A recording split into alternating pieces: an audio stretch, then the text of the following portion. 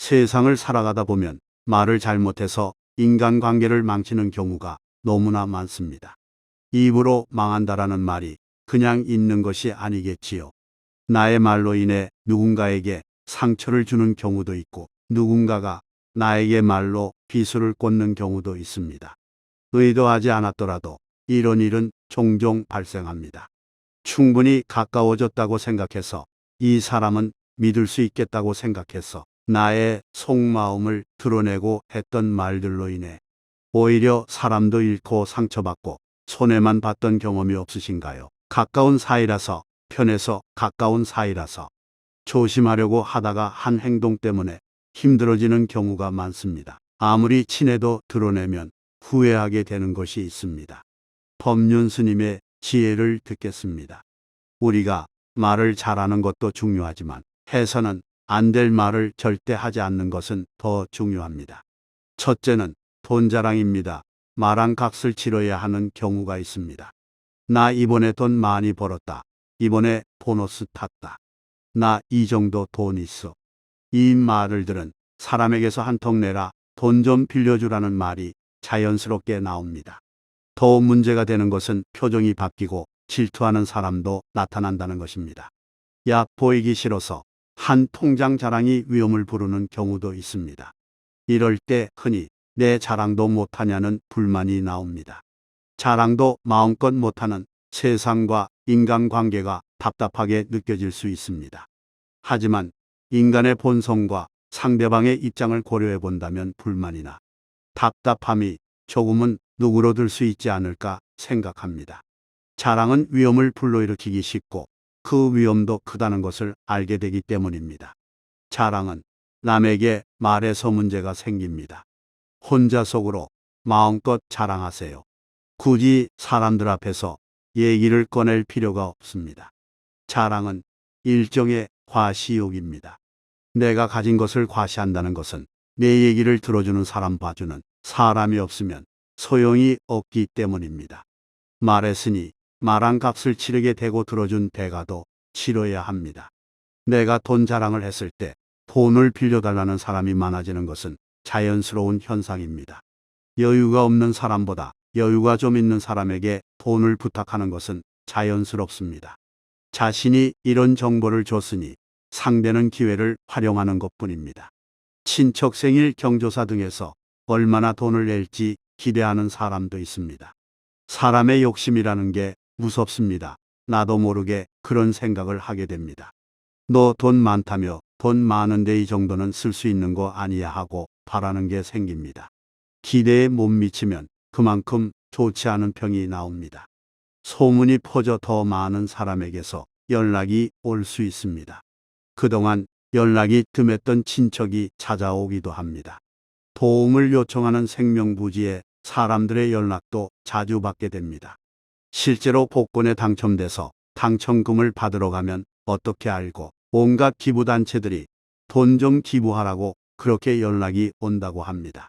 얼굴도 모르는 사람이 내가 돈이 있다는 사실 하나만으로 나에게 돈을 요구하고 부탁을 합니다. 돈을 자랑하는 사람 중에는 자랑하고 싶은 마음에 어쩌다 한번 잘 번 것을 이야기할 때가 있는데 듣고 있는 사람은 그 금액을 최대가 아닌 최저로 받아들입니다. 없다고 해도 더 있겠지라는 생각으로 계속 두드려 봅니다. 그래서 현명한 사람들은 돈 자랑을 하지 않습니다. 계속 자랑할수록 여러 부작용이 생긴다는 것을 알기 때문에 조용히 있는 것입니다. 상대의 마음을 아프게 할 수 있고 상대적 박탈감이나 질투를 부를 수 있다는 것을 예상합니다. 기쁨을 마음껏 나누기도 힘들다는 생각에 친구나 인생이 쓸데없고 덧없다는 생각이 들기도 합니다. 하지만 친구가 잘 되면 기뻐해주는 친구는 있습니다. 물질적으로 친구 관계를 판단하지 않고 정신적인 관계로 대하는 친구가 바로 그런 친구입니다. 친구가 잘 됐다는 말에 같이 기뻐해주는 사람이 진짜 친구라지만 그동안 처신이 좋지 않았던 사람에게는 좋은 반응이 없겠지요. 먼저 자신이 그동안 성숙하게 행동했었는지부터 살펴봐야 합니다. 자랑할 때 상대방의 입장을 생각하는 것이 부족하다면 문제가 생깁니다. 내가 돈을 벌어서 자랑하고 기쁠 때 돈 때문에 힘들어진 사람도 있을 수 있습니다. 이런 부분도 생각할 수 있는 깊은 마음과 배려가 필요합니다. 우리는 항상 겸손해야 합니다. 길게 자주 말할 필요 없습니다. 들뜨는 것은 모두가 같이 기뻐할 수 있는 상황일 때에도 늦지 않습니다. 기쁜 일이 있을 때는 나보다 상대를 생각하는 것이 좋습니다. 앞서 말씀드렸듯이 자랑을 하려면 내 앞에 사람이 있어야 합니다. 그 사람을 배려하는 것은 당연한 일입니다. 배려하기 싫다면 나에게 다가올 과보를 감내하거나 사람 없이 하면 됩니다. 어느 누구도 탓할 필요 없습니다. 질투에 미리 대비하는 사람이 있습니다. 아무리 친해도 조심할 건 조심하는 사람입니다. 이들은 질투는 인간의 자연스러운 감정이란 걸 받아들입니다. 인생이나 인간관계가 허탈하다며 힘들어하기보다 이해와 배려로 이를 극복합니다. 둘째는 친구를 영업 대상으로 대하는 태도입니다. 진국인 친구가 없다며 한탄하지만 정작 나는 진짜 친구를 만드는 노력을 하고 있는지 생각해 볼 필요가 있습니다. 진짜 친구가 아니면 친구는 없다고 생각하는 것은 실수입니다. 가깝지 않아도 좋은 친구가 될 수 있습니다. 그런데 이런 친구를 놓치는 실수를 하는 경우가 있습니다. 그중 하나는 친구를 도구로 여길 때입니다. 나와 친구할 사람을 골라서 사귀고 도움이 안 되면 버리고 마음에 안 들면 언제든지 새로 교체하면 된다는 식으로 접근하는 사람은 정말 크게 후회할 실수를 하고 있는 것입니다. 내가 그렇게 대하면서 진짜 친구, 좋은 친구를 원한다면 그런 희망은 결코 이루어질 수 없습니다. 평상시 친구를 대하는 자세가 내 친구 관계에 그대로 나타나게 됩니다.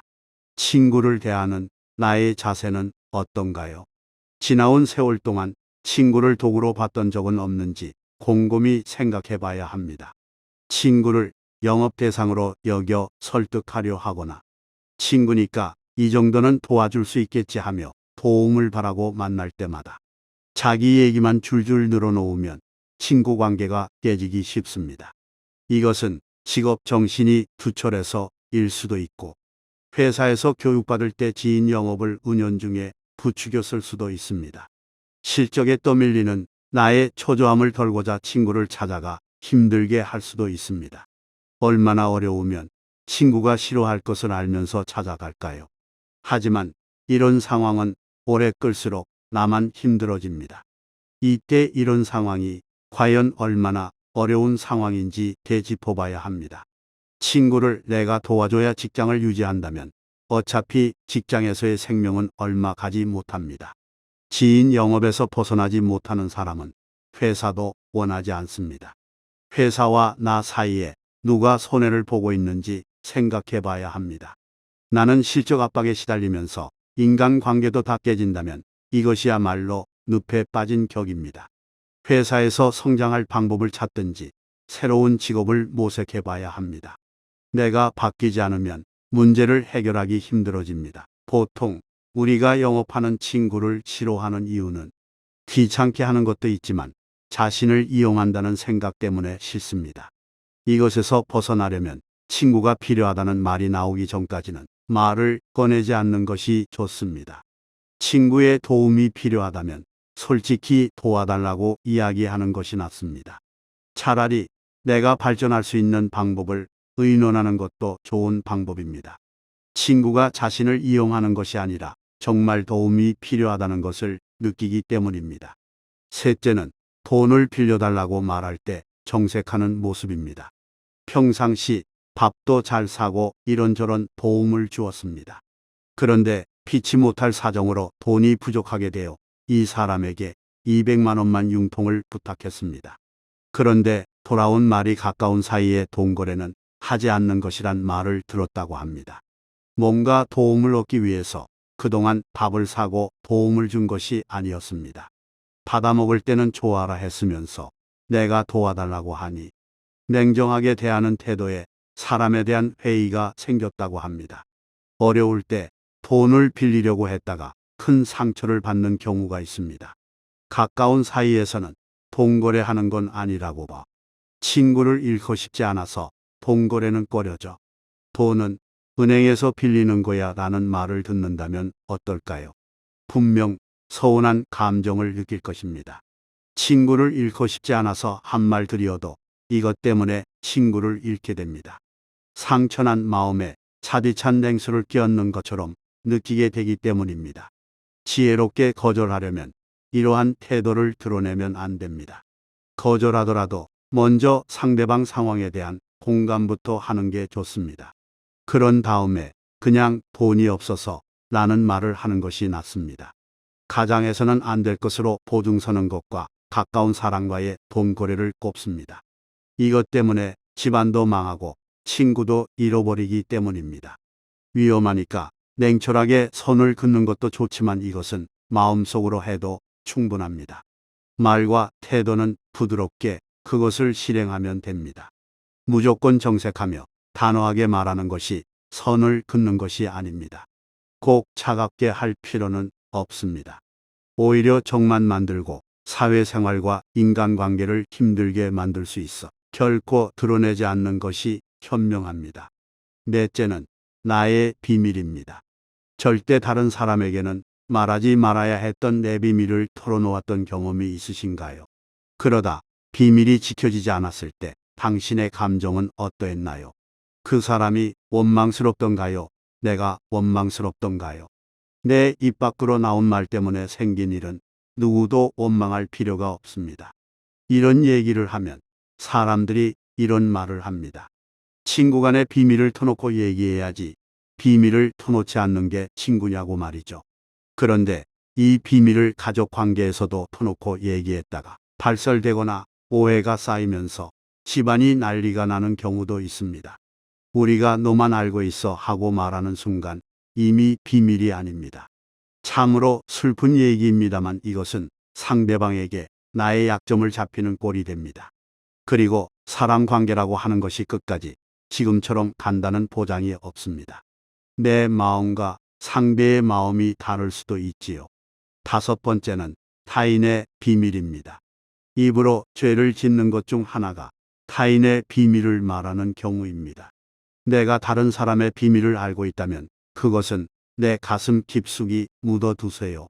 그러고 죽을 때까지 가지고 가는 것이 인간에 대한 예의입니다.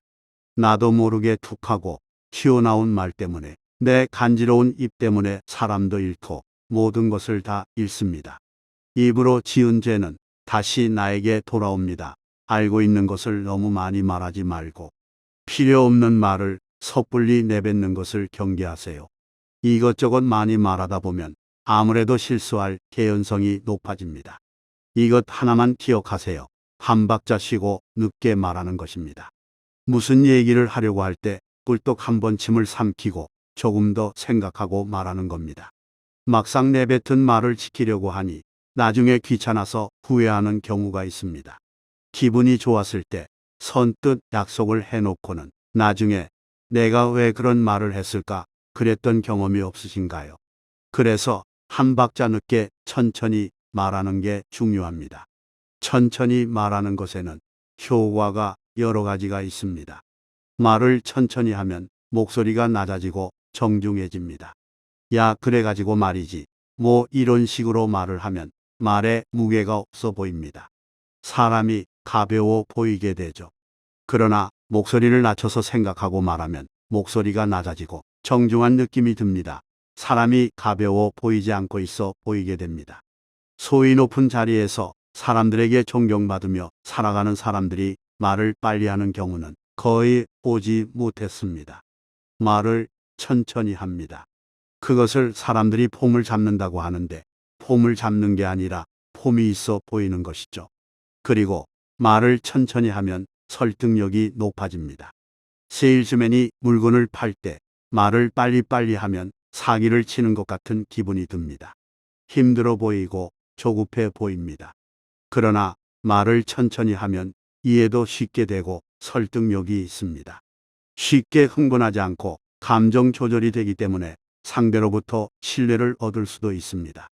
더불어서 좋은 인간관계를 위해서는 이것 세 가지만 기억하면 됩니다. 첫째로는 경청하는 것입니다. 이것은 아마 여러분들도 알고 있을 겁니다. 그런데 우리는 경청하는 척하면서 실제로는 상대방 말이 끝나면 내가 무슨 말을 하지 이것을 생각합니다. 이제부터라도 그런 습관을 버리시길 바랍니다. 내 앞에 있는 사람이 어떤 마음에서 저런 얘기를 하는지를 잘 경청해 보세요. 많은 것이 달라질 겁니다. 두 번째로는 격려하라는 것입니다. 격려는 칭찬하는 것과는 다릅니다. 칭찬은 칭찬거리가 있어야지 칭찬할 수 있습니다. 그러나 격려는 실수를 했을 때도 격려할 수 있습니다. 괜찮아, 잘 될 거야 이런 말들은 하면 할수록 좋습니다. 좋은 기운이 절로 들어옵니다. 요새 하쿠나 마타타 그런 얘기 많이 하지 않습니까? 잘 될 거야, 걱정하지 마. 이런 말로 그렇게 격려해 주는 것이 얼마나 좋습니까? 세 번째로는 겸손하셔야 합니다. 너무 뻐기면서 말하지 말고 나를 낮추고 겸손해지세요. 벼도 익을수록 고개를 숙입니다. 사람도 그렇습니다. 나이가 들수록 잘 익어가야 합니다. 이렇게 하면 상대방으로부터 이 사람 참 품격 있게 말을 잘한다. 이런 감정을 갖게 될 겁니다. 품격 있는 그런 화법을 구사하시기를 바랍니다. 우리가 품격이라고 할 때 그 한문을 보면은 입 구자가 3개가 쌓여서 품자가 되어 있습니다. 품격, 품질 다 마찬가지죠. 다시 말해서 품격이라고 하는 것은 말을 어떻게 하느냐에 따라서 품격이 좌우된다는 것입니다. 사람의 격이 달라지게 된다는 겁니다. 그것뿐만 아니라 군자의 군을 한문으로 보면은 다스릴 윤자에다가 밑에 입구자가 써 있습니다. 다시 말하자면 입을 제대로 다스리는 사람이 군자라는 겁니다. 오늘날의 우리 사회는 갈수록 말하는 방식이 아주 험악해지고 있습니다. 사회 지도층이라고 하는 분들도 어떻게 하면 상대방의 마음을 아프게 할 것인지 신경을 쓰면서 말하는 것 같습니다. 자극적인 말들 속에서 편을 가르는 것이 일상입니다. 참 마음 아픈 현실입니다. 그래서 우리만이라도 화술에 대해서 좀 더 생각을 해보았으면 좋겠습니다. 술술하고 해서 무슨 요령을 피운다는 그런 것이 아니라 어떻게 하면 진정성이 있는 정말 멋있는 말, 좋은 말을 할 수 있을 것인지 거기에 대해서 늘 관심을 갖고 사셨으면 좋겠습니다. 입에서부터 화근이 시작됩니다. 그래서 말을 정말 조심해서 해야 됩니다. 아무리 친해도 절대 들키면 안 되는 모습, 절대 보이면 안 되는 것은 무엇인지 잘 들으셨나요? 인간관계 때문에 힘들어하는 사람들이 많습니다. 인생을 살아가면서 피할 수 없이 겪게 되는 인간관계의 문제는 우리 인생의 행복을 좌우합니다. 부모와 자식, 형과 아우, 남편과 아내, 스승과 제자, 친구 사이 그리고 직장에서의 상하관계에서 우리는 자유로울 수 없습니다. 좋든 나쁘든 어쩔 수 없이 맺어진 다양한 숙명의 인간관계를 우리는 잘 극복해야 하며 가능하다면 좋은 인연으로 바꿔야 합니다. 그것이 행복의 원천입니다.